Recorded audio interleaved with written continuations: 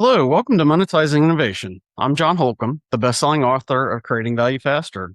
Innovation isn't just the big idea on the whiteboard, it's the hard decisions, the missed signals, and the leaders who keep moving forward anyway. This show dives into the real stories behind breakthroughs in life sciences, healthcare and tech, and leadership. How ideas become results, how teams align under pressure, and how strategy turns into execution. Today, I'm joined by Joseph Riggio, founder of MythogenX Institute and creator of Decision Architecture Correction. For 35 years, Joseph has worked with founders, investors, and institutional leaders on a single insight. Decisions don't fail from lack of intelligence or courage. They fail from distorted perception. Change your position, and the field of visibility changes. Reality isn't negotiable, it's readable. And the advantage that goes to those who learn it read it. Let's get into it. Thanks, Joseph. Really appreciate you joining us today. Of course, John. Glad to be here. You've done some really fascinating work, and I think when we think about the focus on innovation and things like that, there's a key part of innovation that really comes down to leadership. And I think with some of the work that you've done, especially helping leaders, right, understand some of that, would love to hear your perspective on some of the insights that you've learned and how you've been able to help some of those leaders over the years. Sure. I mean, one of the things that, I talk about all the time is there's always a starting point, right? And could give a quick story, my quick background story, right?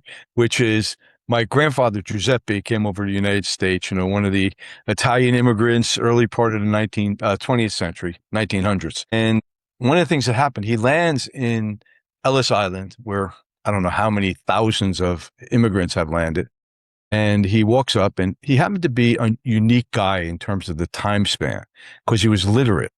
He had learned to read and write. He was the tutor of a baron's son. So he was, working class child of one of the people who was on the plantation the baron owned.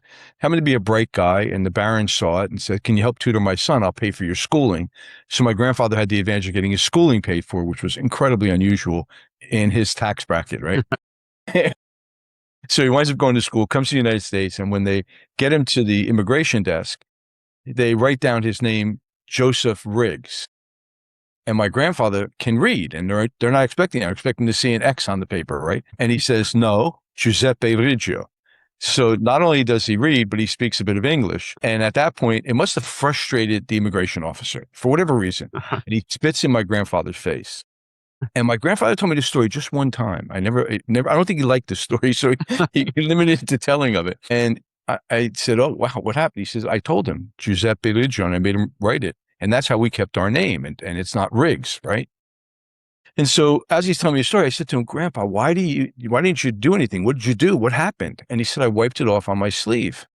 And I said, "Why did you just do that?" It was like confusing to me. I'm a little 8-year-old kid, I thought, ready to get in a fight and all that. And Grandpa says to me, "Was his spit, not mine. My name was mine. That's what I need to keep." And it impressed me. And my grandfather was this guy who was incredibly quiet and used to sit at the dining room table. If you knew anything about Italian American families we're first generation, you would have known we had dinner with 40 people. After dinner, my grandfather was the patriarch. So people would come up on the table and they'd talk to him. And in talking to him, he'd just listen. He didn't say much. And then he'd say 3 words, 4 words, maybe a sentence or two. And something would shift. I could see it. Even at 8 or 9 years old, I could see the shift in these people. And I thought, I want to grow up to be that guy. I want to be the guy who can talk to people, listen to what they have to say, and say something so simply, because it wasn't complex. He wasn't giving philosophy. He wasn't talking Kierkegaard or, Hegel. He was just being him. And something would shift for them. And that's where it began. And the fascination started way back then. And what I realized is the essence of what creates human endeavor or results or outcomes, and especially in organizations and groups, are the decisions that people make. Because every question people were asking him was about some decision they had made or needed to make that wasn't organized well. And, since then, it's 35 years, as you said, I've been studying decision-making intensely. And one of the things I found is that almost always it's not the information that's missing, it's the position the person is in. So as an example, one of the people I worked with was building an IPO and wanted to be successful and get the IPO to go off well. Everything was organized well. I mean, he had truly some of the best advisors in the world, top flight names. He was working at that time with Accenture. They had done all the accounting. I mean, these weren't fly-by-night companies that he was working with who were giving him advice, and their advice was spot on. He had all the information he needed to make the decision to move forward, but he couldn't pull the trigger. And he eventually got to the point where his advisors of his advisors were saying, listen, we can't do anymore. There's nothing that we can find that you need to be able to make this decision. What's going on? And somehow or another, they found me. They reached out to me and they said, there's this guy out there. He's a little crazy. Joseph Riggio works with decision makers when they can't decide, and come in and he'll talk to you. And so I did. I flew out. He was actually in Denmark. I had a lot of clients in Denmark at the time. And I sat down with him and it became very obvious. The decision he was making was not about taking his company to an IPO. The decision was about the identity he would hold after he made the decision. He'd no longer be the sole owner, founder, all of the things that he associated with his baby, this company he had built, which was worth hundreds and hundreds of millions of dollars. And the IPO might have reached even $1 billion if it went extremely well. It was a biomedical company. But in any case, we sat down, we had a chat, talked to him for a little bit, and realized that he was shifting identity. And once we had shifted in that conversation, the identity position to somebody who had built a company that was successful enough to take to IPO, and he would always be the founder of that company, he wasn't going to lose that position. And he would be somebody who is now known as a remarkably successful bioengineer and entrepreneur as well, who carried, frankly, some significant financial clout. His identity shifted like that, and the decision became really obvious. That day, he called in his executive team. They put the product together. They took care of the deal with their lawyers, and basically they ran the IPO. Very successful, by the way. So that's the kind of thing I find is it's often not information-based, it's identity-based. And when you get to the core of the identity, when you know how to ask the questions and work with somebody in a one-to-one or a group environment where their identity becomes, visible to them, you create a mirror where they can see themselves, they can make decisions that were just simply not available before. It wasn't that they didn't make the decision. The decision that they needed to make was not available to them. They could not perceive it. So that's an example. I think that's a great example. And, to me, I think when we think about leaders, right, that identity shift is pivotal at different points, right?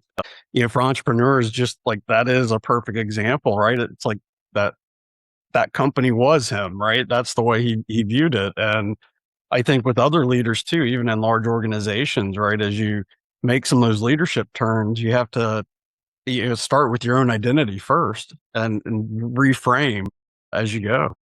Right. One of the things that, the thing that came to mind as you were saying that it's not just the one person, it can be a group environment too, right? Like Absolutely. a leadership. So I get called in by one of the major train companies in Britain.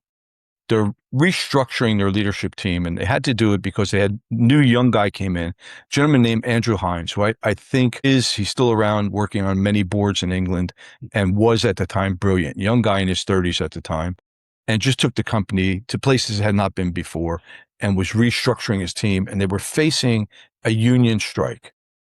In essence, what he did, he hired me to do an offsite to make sure that they could figure out what they were going to do in the face of this strike, which would have meant company would have lost literally millions of pounds a day while the strike was going on, right? So it's pretty significant. We go off site. I've got 8 people in the room. And in the conversation with these people, what we begin to find out very clearly is they're each holding a different worldview. They think they're talking about the same thing, John. That's always the conversation, right? Everybody thinks because they use the same language, it's the same world they're talking about. But they're in 8 different realities. And now what I have to do is find the confluence, the way it overlaps, and only talk in the space where overlap exists. So that's the reality we're working in. And what happened was the first day, I got accused by one of the guys there, and rightfully so, of creating more dissent than agreement, because I was pointing out to them how they were arguing, what they were arguing about, how they thought about each other. And nobody liked it at all. So we go through this day, and he says to me that this particular gentleman, he was one of the senior execs, the CEO of the company, says, listen, if tomorrow you don't fix this, I'm not coming back after lunch and you're done here. And he was really aggressive. I said, I get it, and I understand why you're saying it to me. So we come back in the morning. Within the first hour, I had used what they had made available yesterday and brought together the idea that their worldviews were the challenge, not who they were, not their identities, not people, but the ideas that they carried. And then we began to talk about the worldview they had of the company, what they imagined the company to be, and what it really was, and how they saw the company in the future, and what it could be if they all agreed on a singular direction. Long story short, came together really powerfully. End of that day, they had a strategy in place about how they were going to handle the particular strike issues. The COO was responsible for the negotiations. He was the senior negotiator. Wound up doing a great job. They didn't strike. It was the first time in I don't know how many years that the British rail system had threatened to go on strike and didn't strike. It was, decades that had been unavailable as an idea. And he came to me at the end of the day. He said, I don't know how you did it, but somehow together, we're now more aligned than we ever were before, and thanked me. So there's kind of a trick where you sometimes have to work outside of the conscious awareness of the people in the room, because what's holding that worldview in place is the way they're thinking about it, and you have to go below thinking to where they're having literally almost like a visceral body-based experience and their association with it, and then the worldview shifts, and then they can see each other and the worldview the other person's holding, and not necessarily disagree with it, not agree with it necessarily. I think differently than you do, but I understand how you think that way, and it's okay to think that way. It doesn't. You don't have to be wrong, in other words. And when people give up making other people wrong, possibilities emerge that weren't there before. Yeah, I can't agree with That's you why I more. love. Yeah, and that is so powerful, right? Especially when you're working with folks.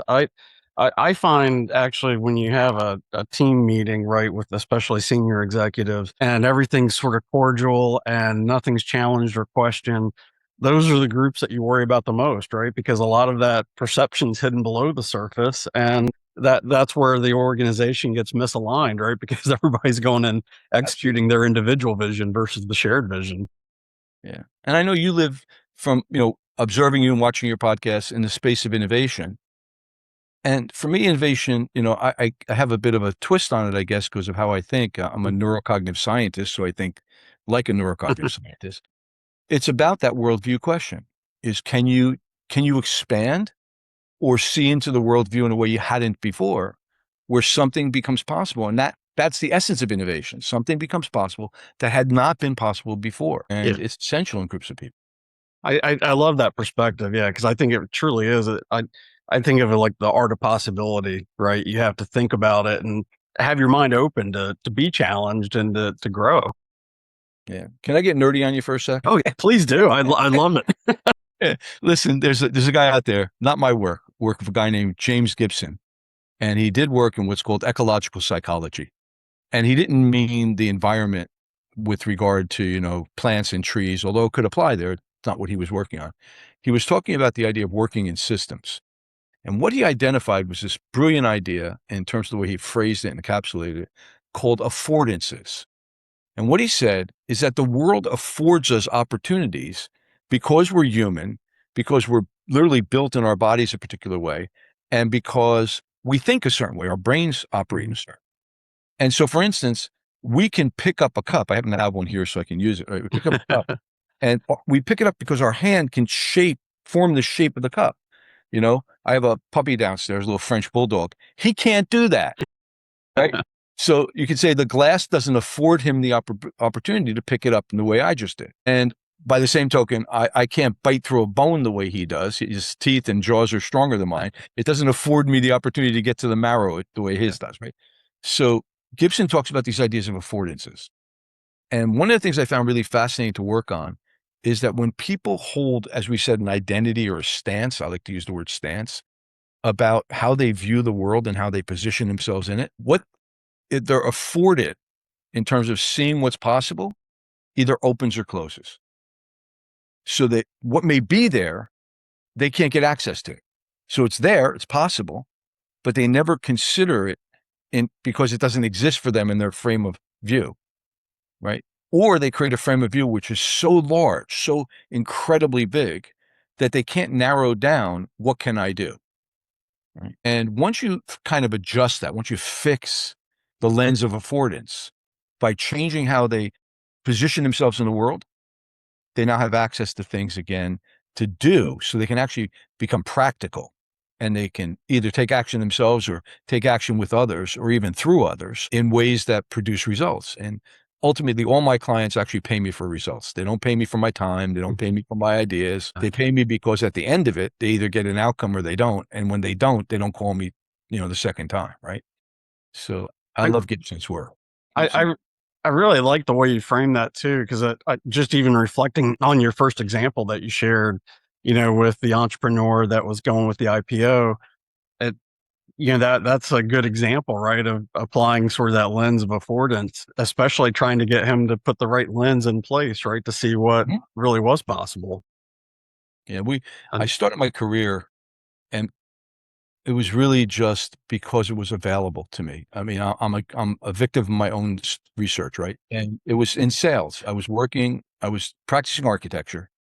I loved working with my clients, and I was really good at selling projects and developing projects. Frankly, probably better than I was at being an architect. And I left. I realized that, and I said, I want to do something I can really be masterful at, really great at.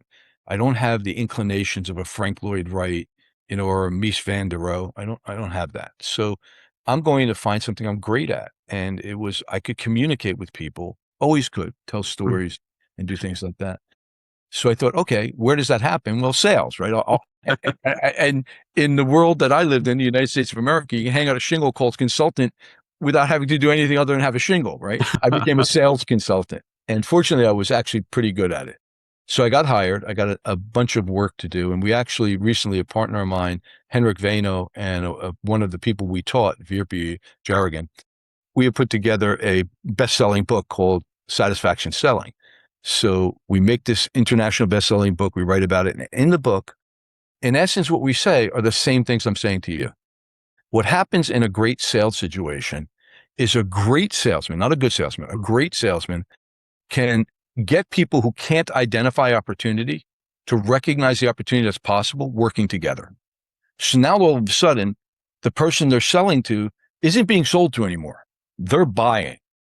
And when it goes from selling to buying, from a salesperson's point of view, the world goes, whew, it becomes so easy because now they want what you have.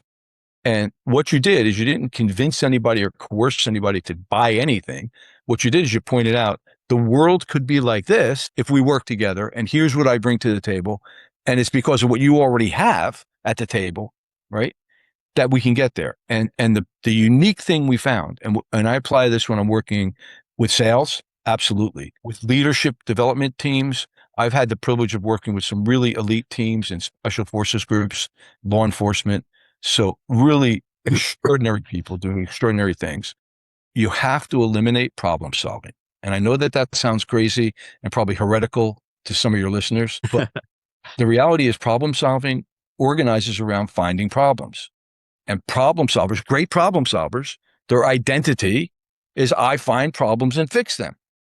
So what are they looking for? They're around the world. They're going, where's the problem? I got to find the problem. And what we found when working with great teams or great salespeople is they look for opportunity. And I know it sounds subtle and semantic, like it's just words, but the whole mindset's different. I completely agree with you. I'm a big proponent of Clay Christensen's work with job theory, because I think it really gets right at the point that you're discussing. It's really what is their job to be done, right? And sometimes we get so focused on the product or the service that we lose sight of what is, their job. Why would they choose? Why are we doing Yeah. And I love the way you framed it though, because it's so true, right? And that's a dream when, for a salesperson, right, to really have it flip where now they truly are a buyer and you're not having to push the sale, Yeah, as I said, I did spent a lot of time, worked with a lot of international Fortune 500 companies. And I will tell you, the initial sale to them of you don't have to solve problems to do sales was never easy. It was, it's so conditioned, right? Like every sales group out there is saying that. Same way when I'm selling decision-making work and I'm working with leaders around massive decisions that can cost millions or make millions, hundreds of millions. The thing I'm saying is fixing the way you make decisions is higher level than fixing what decision you're making. But fixing what's beyond that or before that, actually, what I call upstream from that, is who's making the decision. Who's the person making the decision? And I mean that in a philosophical, ontological way. When you're making the decisions, who are you? And that question, of course, sounds incredibly esoteric and super philosophical, especially, by the way, to Americans. They're not the most philosophical business people on the planet. And instead, it's incredibly practical, because once they get this identity conversation you and I are having, and you got it like this, everything becomes available in the conversation. And now they go, I get it. If I were someone else who makes great decisions about this thing, I'd be able to make a great decision about this thing. And then they ask me, fundamentally, they don't say these words, but they ask me, how do I become that person who makes great decisions? And then they hire me. That's how I get hired. Or if they don't get that, I get thrown out. No, I doubt that happens very often with you. Well, I used to say, and I truly did this dozens of times. I'd walk in, and almost always I'd get hired by senior leaders. I've seldom got hired by people who were not C-suite level or directly reporting to C-suite. Mm. And this was the classic scenario. And you've probably seen this. You probably lived it. You go in and you're having a conversation because you're there for a problem. Something's wrong. And you're a consultant. That's why they hire you. So they bring you into their office, they close the door, and they would say, listen, if those people out there were doing their job, you wouldn't be in here. So I need you to fix them. And I'd say, my grandfather Giuseppe was Sicilian, and he used to say, il pesce a puzza per sotto capo. And what? Because who speaks Sicilian except my grandfather Joseph, and the few of the people I know. And I'd say, let me translate into English for you. And they'd go, okay. And I'd say, the fish always stinks from the head down. And literally, that was the moment of getting hired or fired. Not all of them liked it, John. Not everybody likes that phrase. I love it, but it's so true, right? And, and it is funny. I think, to your point, especially with like leadership teams and things like that, it often is, hey, how do you align the lenses of these folks, right? And it's not like anybody wakes up and like, I really want to go screw up today, and I think, to your point, it really is trying to get to that next level deeper. And, if you can understand where there's commonality and where there's differences. And I really like what you said earlier too. It's really about challenging the idea, not the person. I think that's the part that, as humans, we often, right, we let the emotions get the better of us because we associate our identity with, with that view sometimes. And then until you can decouple it, it really is difficult because you take it personally, Sure. Yeah. I mean, we're here and we're having a conversation on your podcast, and there's a bit of your identity that's wrapped up in this. And I see it in the way you talk with your guests and the ideas you bring to the table. And you have a worldview. And fortunately, it's one I think adds value for people in significant ways. So I'm going to guess, I'm making a presumption about you, and you can tell me right or wrong. You have some attachment to that worldview. You believe in what you do. Yeah, absolutely. And yeah, thank you for those kind words. And, I think we're all trying to do that. I mean, I haven't yet, as you said, nobody wakes up in the morning and goes, listen, I want to screw up today.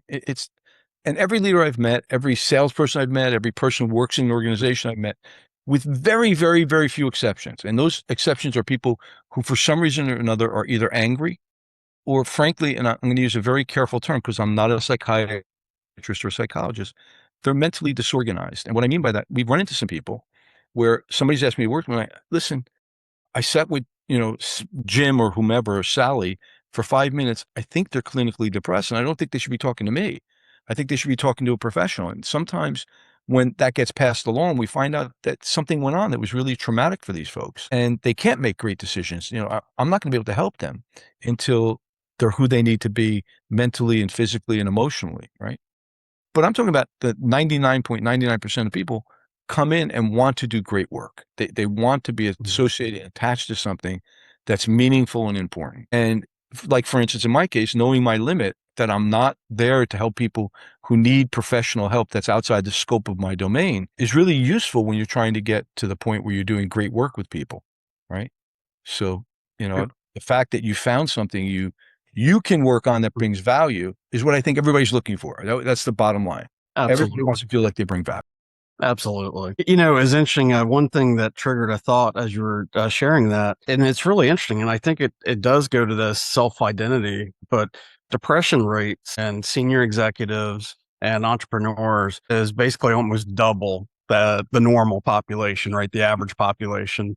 And I think so much of it is tied to like you really kind of hit that chord, right? Of that self identity and folks that have had traumatic experiences or other things, right? It's very difficult to sometimes decouple those. And that's part of the reason. I'm sure there's many others, but I also think part of it is, listen, you've made it to the top of the ladder or close to it, right? You're not on rung one, you're on rung 18 or 24, and everybody looks to you for the answers. So now you're having a hard time. Something's happened, something shifted that for you. And because something shifted that for you, who do you talk to? And can you talk to them? And if you talk to them, does it threaten the position you hold? Will they stop thinking of you as the person who should be at 18 or 24? Do they think now you should be at 3 or 5, right? So it becomes really important that we allow, in some ways, our executives, our senior leaders to be human as well. And again, the vast majority of time, I can talk to them because what it really is a structural issue. And I can resolve structural issues with people because I have that skill set. And it seldom goes into medical, mental disturbance. Sometimes it does, but they need to be able to be free to explore that.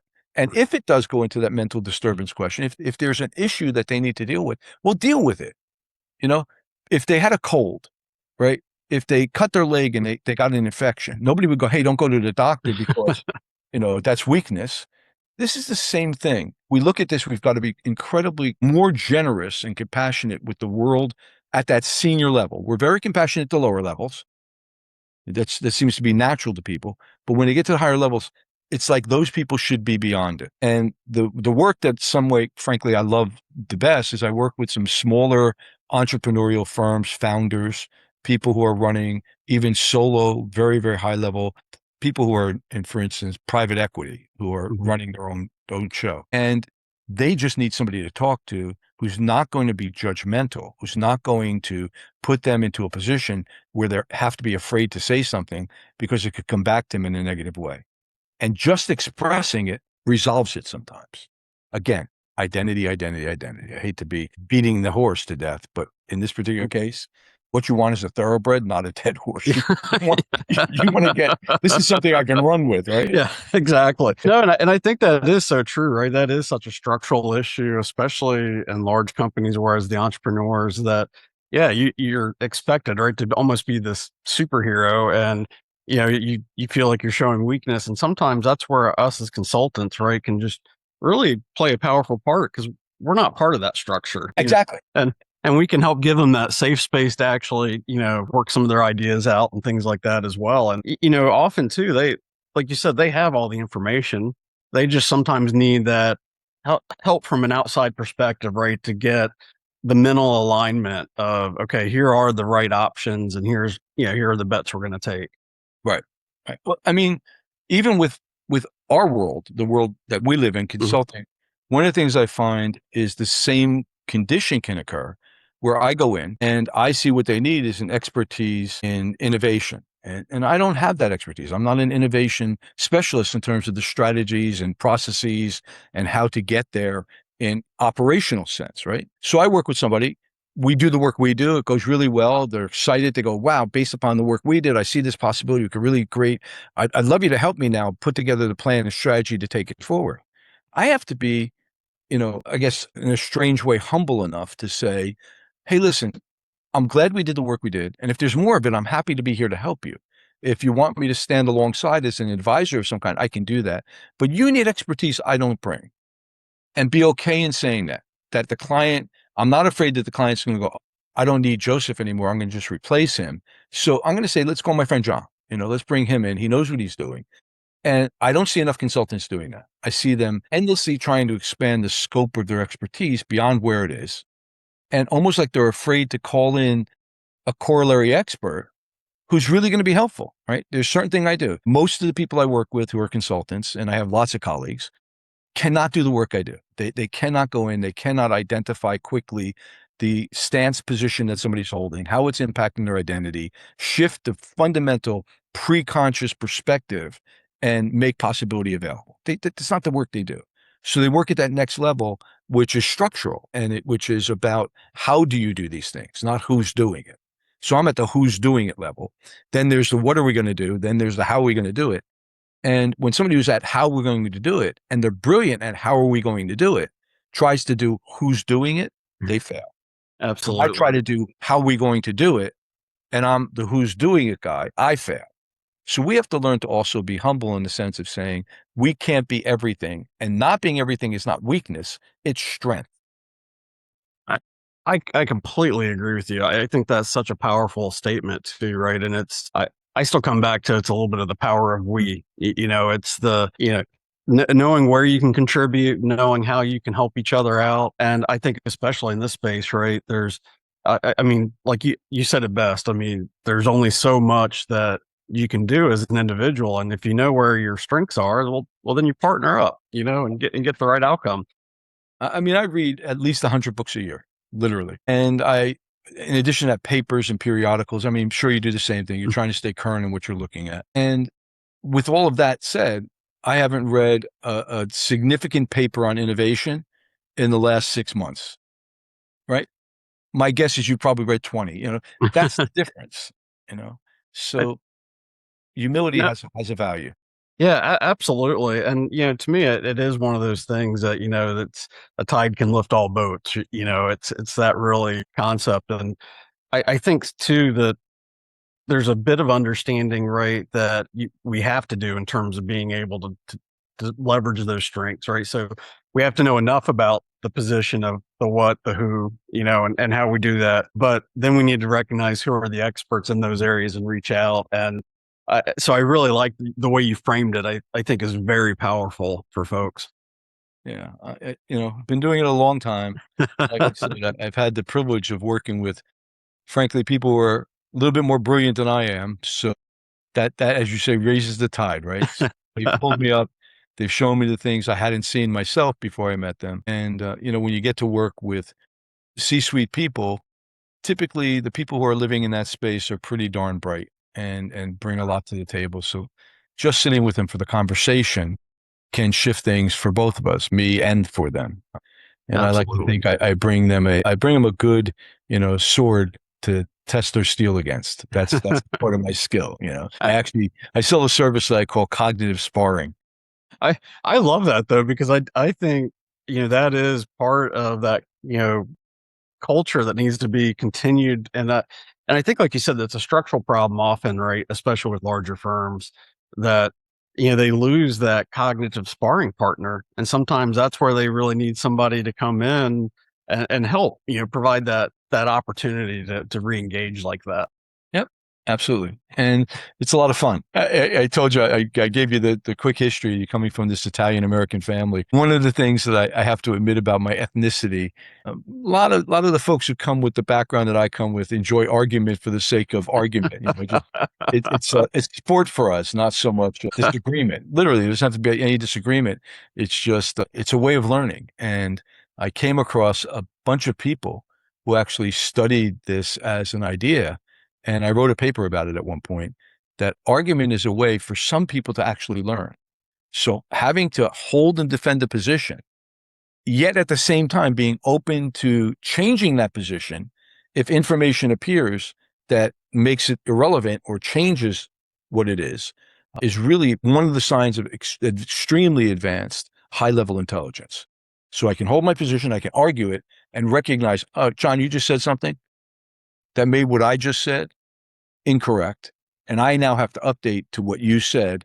And then we can go from there. We can continue to argue about the implications, but I can no longer hold that original position. That's a sign of advanced intelligence, not weakness. Yeah, I completely agree with you. And that is one of the skills I worry, especially, with the digital age and some of the COVID, that impacted some of the younger generation, right? That these are skills that are just so critical for success. That ability to, you know, engage in the debate, understand somebody else's position, but then also, have that open mind, like you said. And, I think especially senior leaders now, that's part of the mentorship that we really need to help with the younger generation, especially knowing some of the challenges that they've been presented with, right? I mean, we didn't grow up on, tablets and iPhones and, computers. I mean, we kind of grew along with it, but, as kids, we didn't have all that technology. Yeah, I think I got a few years on you there, John. I'm 67, so I'm in a little bit of a different age because there were no tablets and iPhones when I was originally growing up. Yeah, exactly. And now we have the monster in the room, AI. And, one of the things that's really interesting, AI will actually argue with you if you train it to do it. And in a positive way. It'll bring up information you didn't have. I mean, you and I, let's assume we have IQs of 180 each, right? We're brilliant. We're both incredibly brilliant people. And we cannot access the database at the speed or depth that AI can access it in seconds, even if we took years. So all of a sudden we have this partner that we can work with if we treat it properly and don't, and we have to keep telling it, stop placating me. Don't agree with me to make me feel good. I don't need flattery. I need you to challenge my propositions so that I can see what I don't yet notice. So again, I guess I'm obsessed with the idea of perception, and it wouldn't be incorrect to say that. So even with my AI, I'm asking this question and I'm working again at this cognitive level with specialists, and we're beginning to develop these questions about how can we use AI to expand the perception, which goes beyond what we're capable of thinking on our own, and yet recognize simultaneously that AI can't go beyond the perceptions that it has access to. It can't create new perception. It's not capable, at least yet. Right. And we can create something that has never existed on the planet before, not just recombination, but an extension of intelligence or knowledge, and use AI to help prompt us there by pointing out to us what we're missing in the way we're holding an idea. And so that's another thing I'm really interested in, is working with companies that want to integrate AI as expert systems that challenge their propositions and use it really effectively. It's just, there's so much fascinating stuff. We live in a world that didn't exist for my parents, for instance, and at the same time, a world that's going to open up for my children that I won't be a part of because it's just advancing so quickly. There's so much exciting stuff going on. I completely agree with you. And I think, some of your frameworks, especially that you've already mentioned here, I think are so critical when you start thinking about the utilization of AI, right? We do have that human element. We do have that ability to really, provide the governance and guidance, right, over some of that. And I think that's the trap that we have to help keep folks, from getting into, is not letting AI do all the work, but actually let AI challenge our thoughts. I tend to work in really small, intimate groups. I like to really have time and energy to work with people. I just had with a friend of mine who's another really bright guy. We did a group of 9 people in the Bahamas for 6 days. And we were working with the very idea we're talking about. We were working around this idea of AI and looking at how the group, what we were doing is we were trying to play with them on 2 levels. How they as a group were communicating with each other and advancing that perceptual ability to recognize the worldview that other people hold, and simultaneously advancing their worldview about how they can access and use AI. And at the end of the week, people came back and it was one of the more exciting and rewarding things I've done. That's the word I was looking for in the last couple of years, because he just came back and went, "Oh my God, this was the first time you introduced AI as a topic with us." And these are folks who have worked with me before, some of them, 3 or 4 of them out of the 9. And yet they found it was like a brand new experience. And that's what AI is bringing. It's bringing a change of worldview that we've just never had before. Absolutely. And, like you said, it's almost mind-boggling, the access to the information, right? That we just never had this access before. It's amazing. When you think about some of the work you've done too, what is probably one of the more difficult challenges that you've had to deal with, especially working through this reframing with folks? I'm going to give a big label to it, John, and I'm going to say that the difficult thing is what I'm going to call bad learning. People have been conditioned and trained to think in a particular way, and it doesn't serve them. So what happens is they've been trained to think, first of all, that analytic is the most useful way to approach things. So we live in a world, and if you've done an MBA, I have a doctorate in business, actually. One of the things that you find is that they're going to be teaching you quantitative analysis. And it's brilliant. And you want, as a business person, to be able to do quantitative analysis. Absolutely, definitively. But you don't want to get stuck in quantitative analysis. You want to bring the qualitative in as well. And so part of the bad learning piece is getting stuck in a particular way of perceiving the world around you and approaching it as though there are frameworks that you need to make sense of it, and those will solve everything.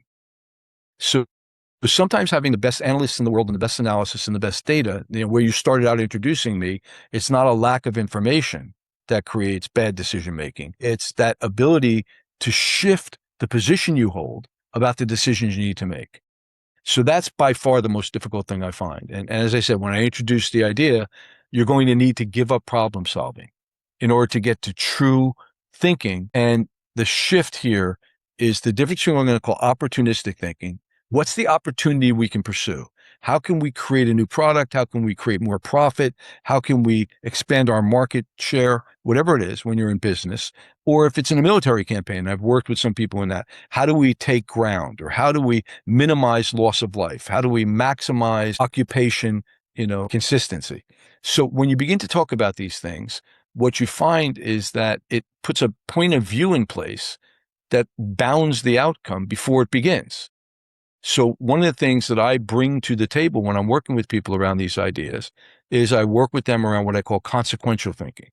So I don't want to deal with the outcome, and I tell them that. I want to deal with what the outcome produces. What's the outcome of the outcome? And as soon as you go, instead of working on the idea of producing an outcome, but producing the consequence of the outcome, you begin to deal with something everybody's heard of before, but they don't really know how to deal with it until they learn, which is unintended consequences. So those two things, bad learning and the result of bad learning creating unintended consequences, is what I think is the most difficult thing to work with until people get it. And then it's the easiest thing to work with because they want it. And that's a great perspective, right? I do think you can get that sort of switch to flip, right? Once you understand how powerful, the outcome can be. And when you think of consequences, it shifts, right? Because now you're not, again, if we make it really simple, and it can be really useful to be simple, the framework most people are using is they've been taught to analyze the present state consideration. And the present state consideration is based upon past data that's led to where we are. And in doing that, one of the things that they're looking at is how do we resolve what limits us from going further? Problem solving. And again, I understand it, but I grew up as an architect using what's called design thinking. Design thinking forces you to go, there's a space out there, and it's a lot, 800 by 2,000. What could be there? It's just a lot right now. So there's nothing to fix. There's no problem to resolve. You're trying to figure out how can I best utilize this space to create an outcome that's useful for people. So design thinking begins in the future and then comes back to the present. Almost all analytical thinking begins in the past, stops in the present, and the future becomes a series of event horizons that they can't see beyond. Architects learn to think about the end point, the building. I wanted to do this. And there's a guy out there who I love, Frank Gehry. He's one of the most famous architects in the world today. Frank builds buildings that are bizarre, truly. Folded pieces of metal, crazy buildings, brilliant, beautiful, wonderful buildings. By the way, that people will say sometimes have some issues. Like he's had some issues with waterproofing his buildings because he does such strange, unusual things. But his intention is to create spaces that engage people for useful purposes. He's built libraries and schools and churches, and he does great job, great work. But he had to figure out what he wanted first. So he makes this imagination, draws these sketches out, has these buildings that could never have existed before. And only then does he figure out, in order to do that, here's the engineering we need. It's no longer a problem. It's just something that needs to get done. And when you change your approach in the world from problems to just stuff that needs to get done, all of a sudden you're thinking consequentially, and you're thinking in terms of real solutions, not resolving limitations. And the event horizons don't exist anymore. In other words, you're never at a point where you can't see beyond what limits you. because you are already mentally beyond what limits you and you're working backwards, right? We know, for instance, growing up in the 1980s and 90s, how useful reverse engineering was to the Japanese electronics makers, and they built some products really, really quickly based upon looking at what was out there already and reverse engineering it to make it better. And frankly, they did. Everybody had a Walkman in their pocket at one point. And now we're really dating ourselves, right? I tried to explain that to my kids, and they didn't know what I was talking about with the Of course not. Of course not. Right. No, I love that. And I think that is such a great perspective, and I think there is a little bit of ambidextrous type thinking as well, right? Where there's times that you really have to apply the design, thinking to really map where do we want to go. And and then there are certain times that it has its place, right? Where you also have to go and do, okay, there is a problem to be solved. But if you're always anchored in that, you're anchored in the past, not the future. Yeah, I always tell my clients, and again, I work with really bright people, so they get it really quickly. I'm Mhm. teasing a little bit, and I've made some comments, but my clients are really bright. They're really fast. They get this really quickly, and I tell them it's sequence. Let's start with the design thinking. Let's start with the opportunity that's available to us. And then we're going to apply quantitative analytical thinking, because we're not going to be able to achieve the outcome without great analysis, right? So I'm all for having the best engineers on the team. I'm all for having brilliant scientists and mathematicians and analysts alongside me, because once we figure out what we want, once we've designed the outcome, now we're going to have to put, legs under it. And those people who bring those skills and that knowledge and that expertise, they're leg builders. And we absolutely want them on the team in the right sequence. I don't necessarily want people who solve problems to start the project, because they're Absolutely. going to find a problem. I want somebody who's going to find possibilities to start the project. And then I want them to kind of repress themselves a little bit, step back, and let the leg builders step up to make this thing actually work and put it in place. So totally agree. You have to have both sides. It can't be left hand or right hand. It's got to be both. And I really like the way you lay out the sequencing too, right? Because that is one of the challenges I think with teams too, is having everybody appreciate the talents that they bring to some of that. And everybody does have a place in a role. Sometimes you have to be able to step back. One of my favorite things when I was in the middle of starting up a new business one time was, it was great. There was a process engineer and a product developer, and you know they started arguing, and I just happened to be there to help kind of mediate. And the process engineer was upset because they didn't have the engineering specs to go by. The product developer's like, well, I've never made it before, I can't give you the specification. And it was really kind of comical, because you could see both of them trapped in a different world, right? And Right. neither one could communicate with each other. Yeah, I mean, one of the things I really love to do, and kind of the work that I've been focused on for the last 5 years in some ways, is work with those senior leaders we've been talking about. And, they say, listen, I'm stuck with this team. I can't get them to move at the rate that I need them to. I can't get them to come together more effectively and efficiently, and helping them, the leader who's working with these teams, to be able to do what they need to do to make that happen. So to give them the skill set they need to see what's limiting each of their individual reports, and then recognize where the overlaps are in the confluence, so that they can create something which looks like a really high quality, high performance team. And I make this argument, John, and again, it's an argument that I feel very strongly about. People call teams incorrectly teams when what they're talking about is a group of individuals. So they have 5 people together who theoretically and ostensibly are working on the same project. They have the same charter. We need to do this thing. And they call it a team. But a team works collectively to a singular goal, and they can get in and out of each other's way effectively to realize that goal. Groups don't do that. And what we really see when we go into organizations and we do the initial analysis is 99% of the time, when there's a struggle to get the result they want, what they're calling a team is a group. And then we need to help that leader shift the team into place. And they transform the way these individuals conceive of themselves and the people they're working with. The group begins to coalesce in a way it hadn't before. And all of a sudden the team emerges and the leader can step out of the way and guide the overall intention that's being held, but not be responsible for those day-to-day actions that had not been happening, because the team takes it and owns it. And that profound ownership is really what shifts everything. I think that is excellent. I completely agree with you on that. And it is funny. We overuse the word team when it's really not a team. And like you said, a team does own it. And I think that's also one of the biggest things, right, as a leader, to also be able to let the team own it and step out of the way versus being the bottleneck. But if it's not a team, it doesn't happen, right? Let's give away the skill set real quick. So what happens is when I do this analysis, it's usually a 2 to 8 hour, commitment. So I go in for a day, never more than a day, and I get the team in the room and I ask the question. And this is a question that the leader who's challenged with has not asked. The leader starts from the presumption that they're going to tell the team what we're here to do.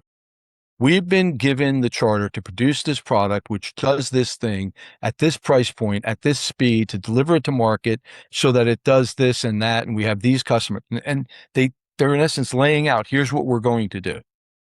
Right. I always start by going, hey folks, I need to hear from each of you what it is you think you're doing. Yeah. That question is a magic question. What do you think you're doing? All right. Then I ask them a second question. How will you know when it's done? So first thing I'm doing is I'm identifying what they think the metrics of success are. And then I get them to define how they'll recognize those metrics as realized outcome, right?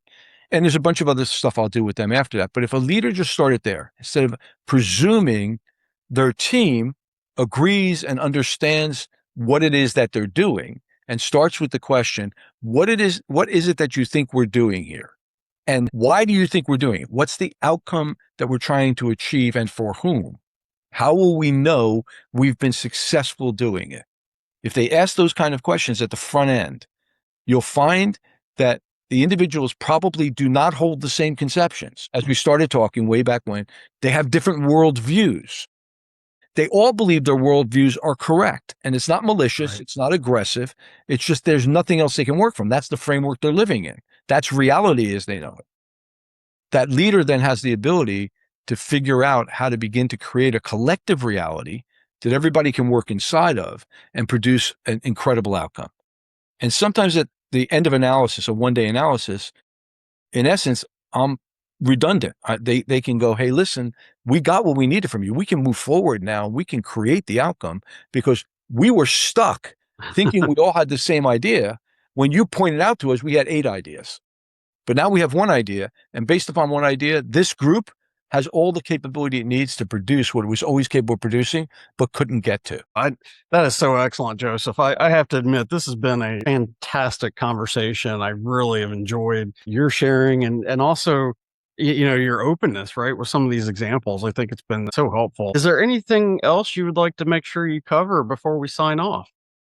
What I would say is sometimes I have some openings in my schedule. And if somebody has something really interesting that they're working on, I am really happy to have a conversation. I don't, it's not a fee conversation.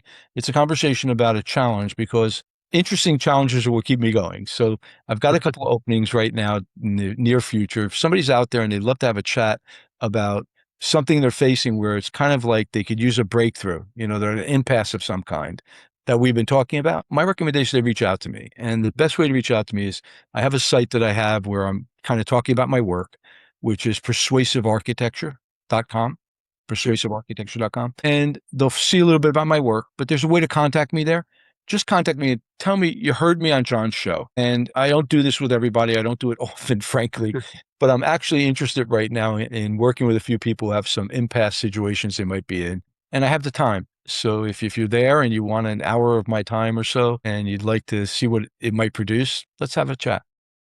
That's fantastic. And I'll make sure that the website's in the write-up so that folks will be able to reach out to you. And make sure they mention you because, if they just come in, I get random requests all the time. I'm not going to honor them without being, malicious about it again or cruel. But if they mention you, I'll know where it came from, and I'll know that it was actually my offer and not them trying to get work for nothing. No, that's fantastic. Joseph, thank you so much, sir. I look forward to actually, hopefully, having another dialogue with you in the near future here. That'd be great. John, it was really a great time, and I love your work, and thanks for having me on the show. Thank you, sir. Have a good one. Cheers. Cheers.